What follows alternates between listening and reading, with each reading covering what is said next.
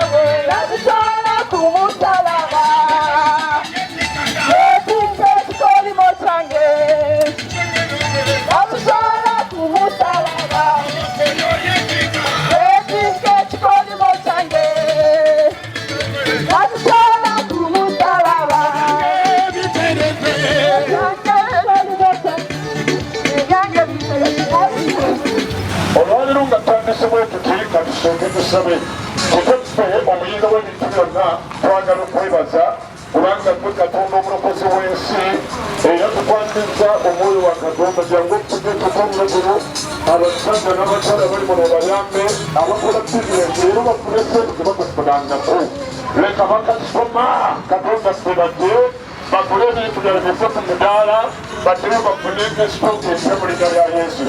Ababoodabooda bakubeyo abantu ab'emitwalo n'emitwalo mu linnya lya Yesu.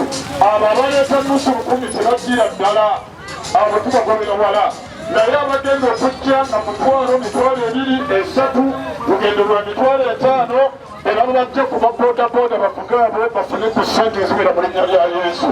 Mukama ekyo tukisane kibeeremu ekityo era abantu bano bafe olwaleero wano nga bafunye omukisa mu linnya lya Mukama Yesu. Gamba konsa amina mpulire. N'abaleeyo gamba kamire ennene mpulire mu linnya lya Yesu. Wuliriza, Bayibuli egambye mu kitabo kya Isaaya essuula 45 Bayibuli egamba nti mutunuulire nze mwenna mulukolere. Eddiini yange gye nali njagala ennyo mutabani wa Haji Bumaali Butambala yali w'amaanyi nnyo abamuyinako naye bwe namanya nti Yesu mbuzo lyekube n'ekikosika wali neŋŋamba kandokolebwe olw'ekisa kya Katonda olwaleero singa mbagula kwensi manya nti nze ngenda muggulu. Amiina. Bwe singa ova muggulu kubanga ffenna tumanyi tujja muvaamu. Bw'otyolaga bw'otyogenda okubeera agambe eyayagala nze nange yanjagala era singa Yesu Kristo teyakwagala yaliba tutakufiirira naye yakufiirira bonna abalina ebibi. Oyinza okugamba nze ndi musamize nnyo Yesu asobola okunyamba bannange nze ndi mulogo nnyo bannange nze ndi mwenzi nnyo nze ndi malaaya bannange nze ngandose bantu nze gankyawa nze ganziba nze namenya amayumba g'abantu abo Yesu Kristo bajaweyajirira era singa tewaliwo kibi Yesu teyalize mu nsi era ekyamuleeta awonyeffe ffenna abaali bayonoona awonyeffe ffenna abaali abenzi oyinza okuba ng'olyawo ogamanyire eddiini yange nayinza mu mutima omubi mu mutima omukyayi ogw'obulogo ogw'obusungu ogw'obutayagaliza ogw'okuyola bannettaka ogw'okuloga banno n'oleta ebikondo n'obayola nga tubagaliza tubakulaakulane abantu webatu Yesu neyakirira. Amiina. Katonda bwe yayagala ensi N'okuwaayo n'abaayo omwana w'omuyekka bw'ati. omwana we omuyekka bw'ati balulekana limuti yennamukkiriza alikubola mukyala gwe mu linnya lya Yesu. Amiina. Mukama akuwa ekisa. Amiina. Yayagala ensi. teyayagala mbuzizeewo teyayagala ntezeewo teyayagala maduuka teyayagala bodaboda naye Katonda bwatu beyagala ensi nomulaye n'awaayo omwana omuyekka egambe buli muntu yenna